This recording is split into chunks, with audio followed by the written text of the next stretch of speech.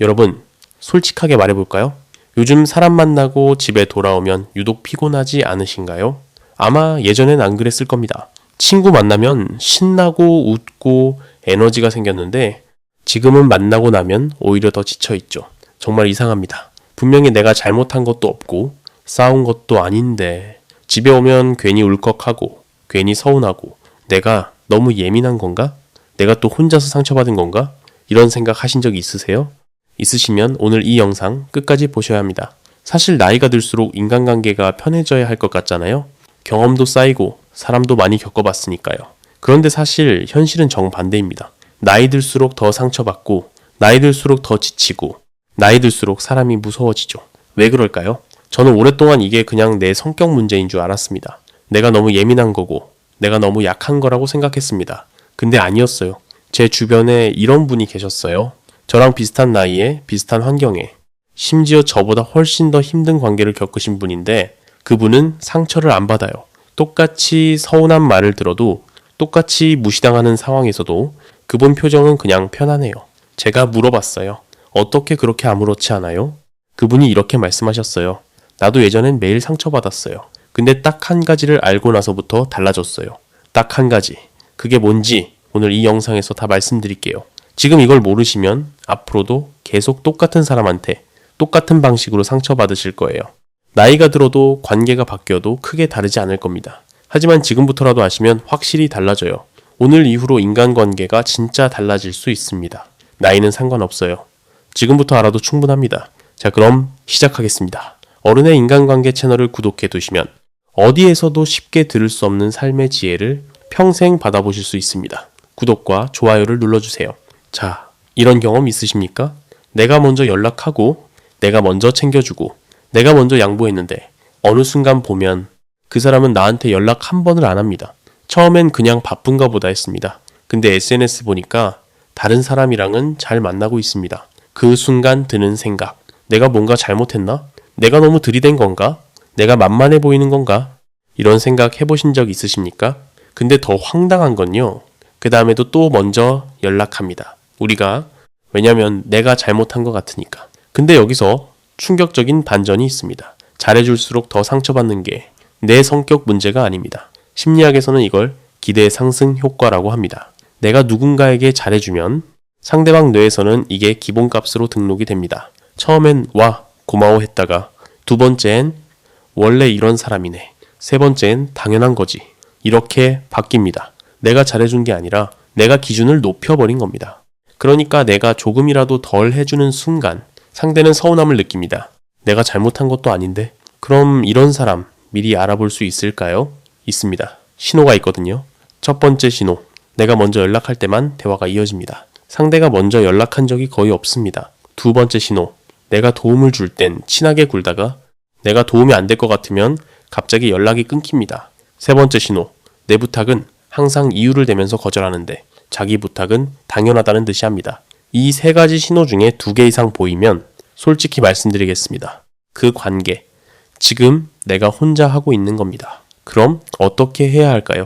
무조건 끊으라는 게 아닙니다. 갑자기 차갑게 굴라는 것도 아닙니다. 딱 한 가지만 바꾸시면 됩니다. 내가 먼저를 한 번만 멈춰 보십시오.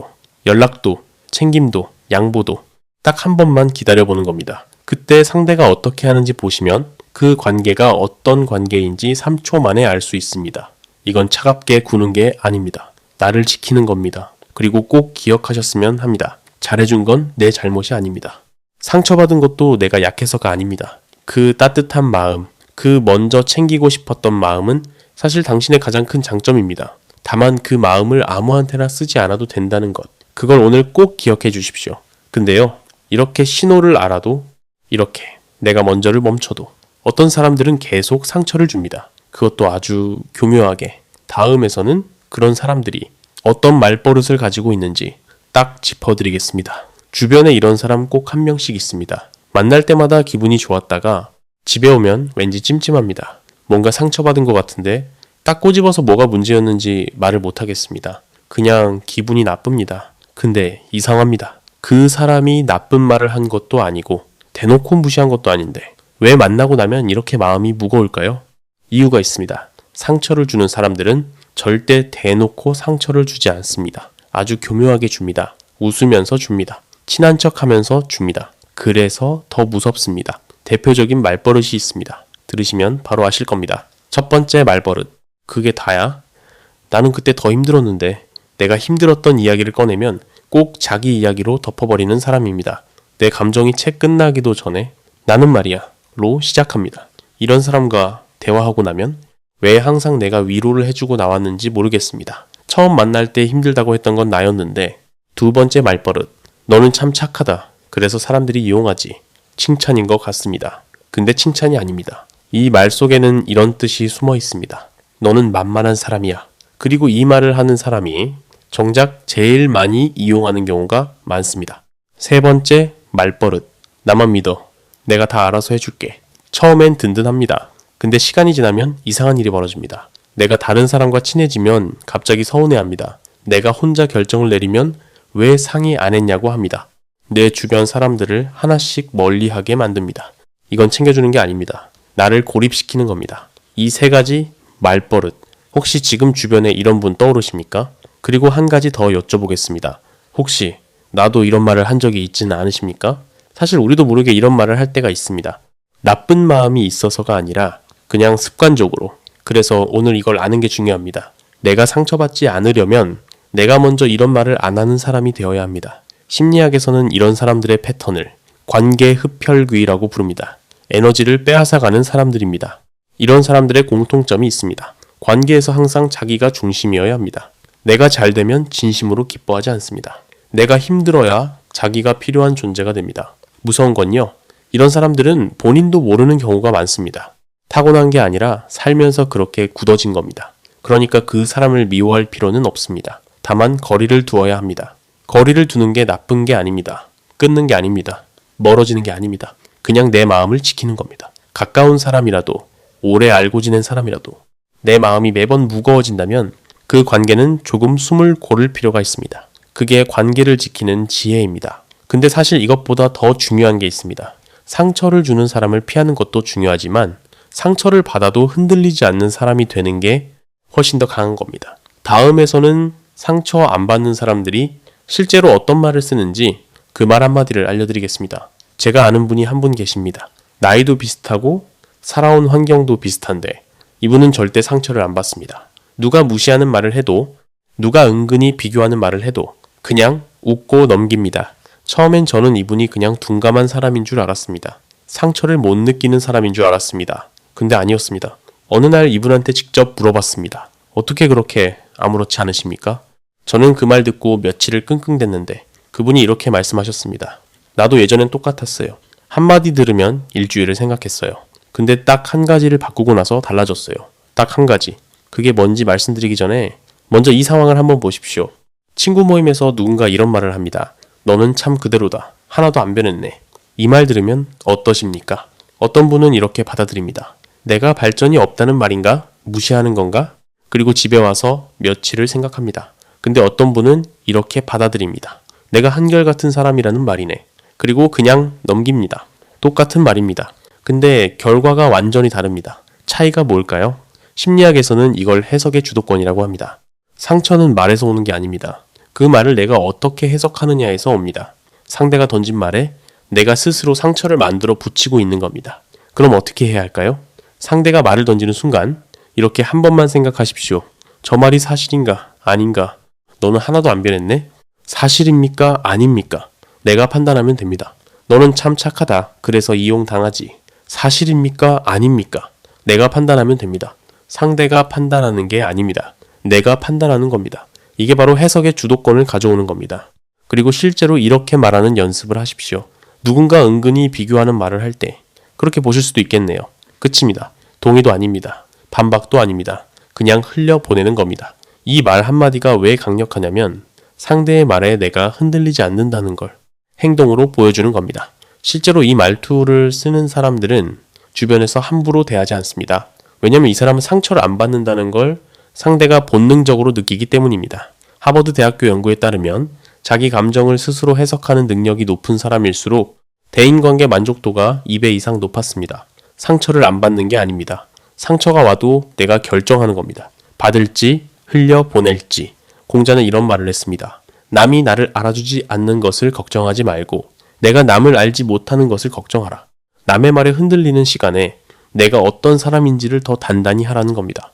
내가 나를 알면 남의 말이 들어올 틈이 없습니다. 오늘 이것 하나만 기억하십시오. 상처는 상대가 주는 게 아닙니다. 내가 허락해야 들어오는 겁니다. 그리고 그 허락 이제 안 하셔도 됩니다. 그렇게 보실 수도 있겠네요. 이 말 한마디 오늘부터 한번 써보십시오.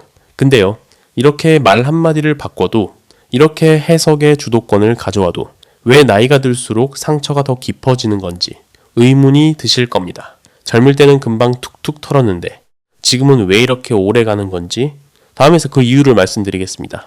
생각보다 훨씬 과학적인 이유가 있습니다. 제가 한 가지 여쭤보겠습니다.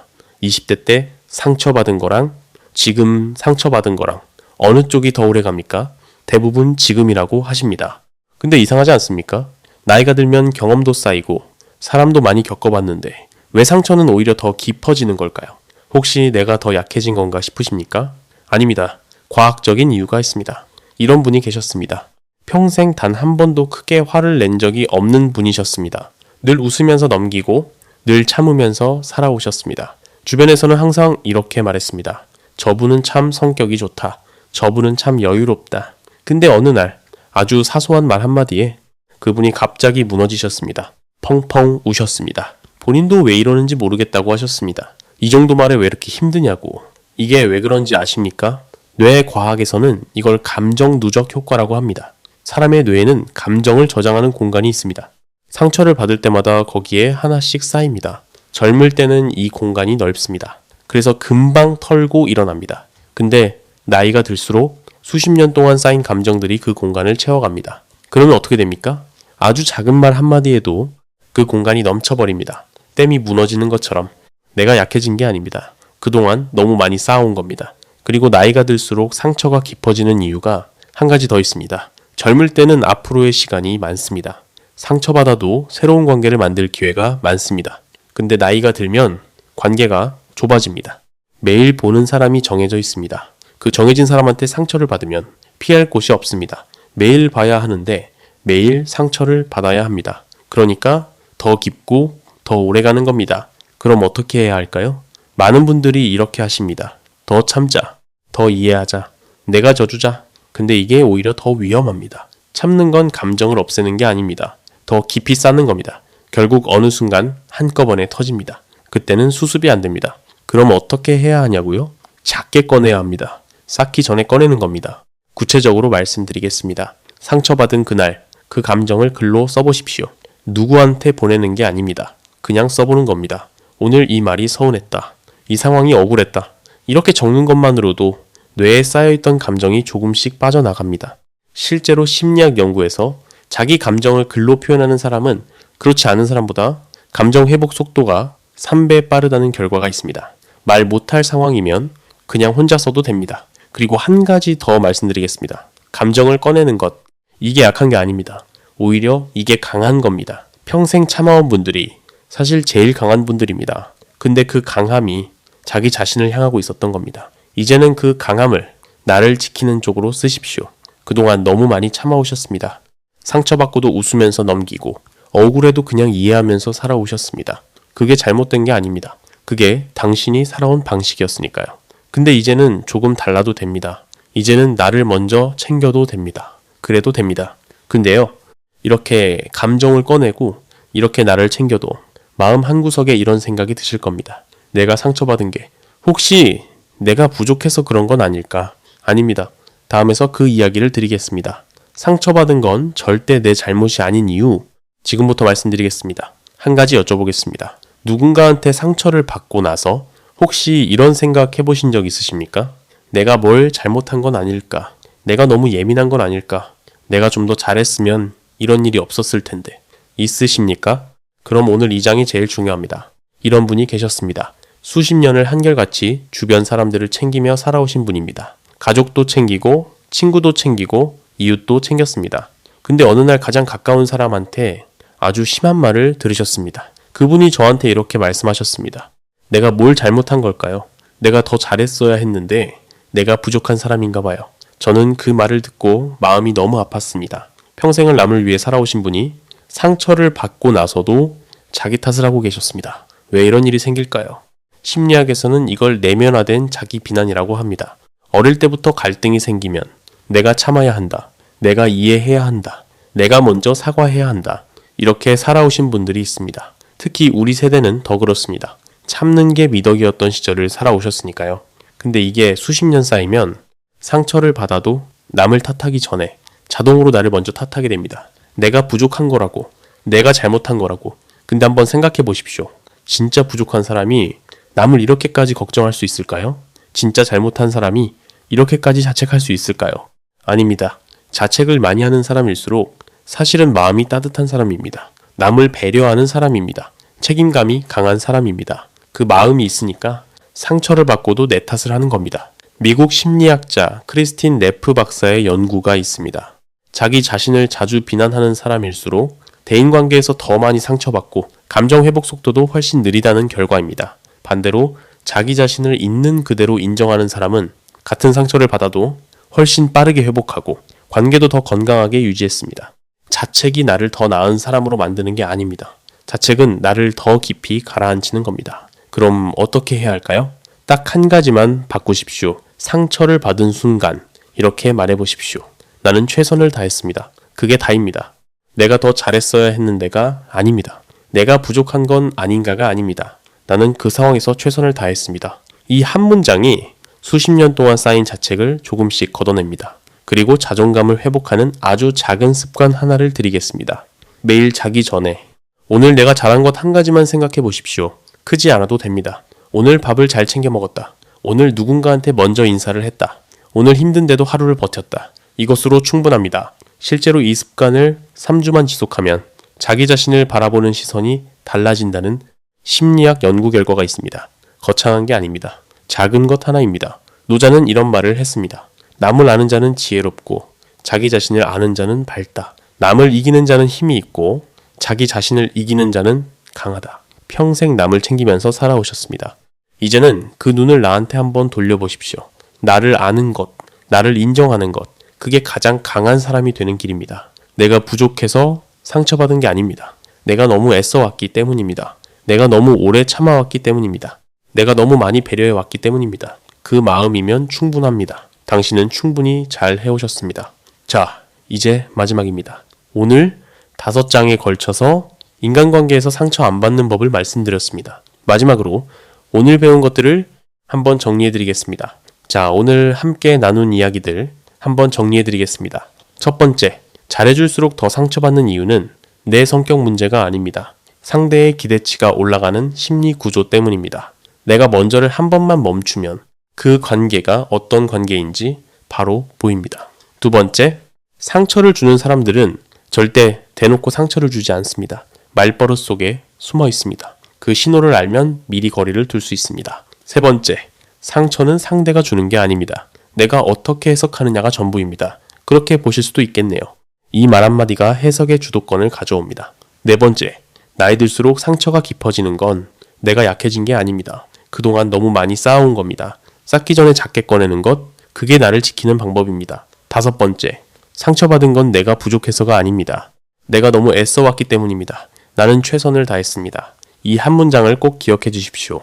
오늘 이 영상을 끝까지 보신 분들께 한 가지만 말씀드리고 싶습니다. 인간관계가 힘드신 게 당신이 이상한 게 아닙니다.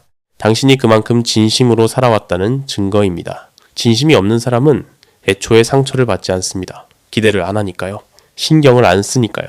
상처를 받는다는 건 그만큼 관계에 진심이었다는 뜻입니다. 그 마음 절대 부끄러운 게 아닙니다.